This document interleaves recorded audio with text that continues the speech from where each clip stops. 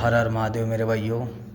तो आज हम लोग करने जा रहे हैं बैक का वर्कआउट एकदम प्रॉपर फॉर्म में, जो एकदम वी शेप निकाल दें। तो चलो फिर स्टार्ट करते हैं, लेट्स गो। आज हम लोग इस वी शेप का एकदम फॉर्म करेंगे एकदम परफेक्ट तरीके से।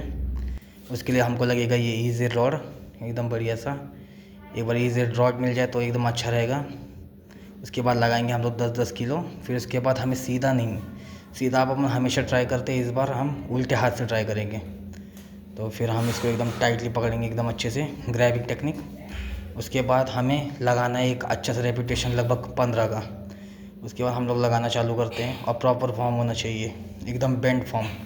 बेंड फॉर्म नहीं रहेगा तो प्रॉब्लम ज़्यादा हो जाएगी। उसके बाद हम लोग सीधा स्ट्रेट लगाते रहते हैं, तो एकदम परफेक्ट फॉर्म में। आपको हमेशा इसका 3 सेट ज़रूरी लगाना है, पहले 10 फिर 15 का, और 3-3 सेट ज़रूरी होना चाहिए। और तो वीडियो पसंद आई हो आप लोग को तो थैंक यू और जय हिंद।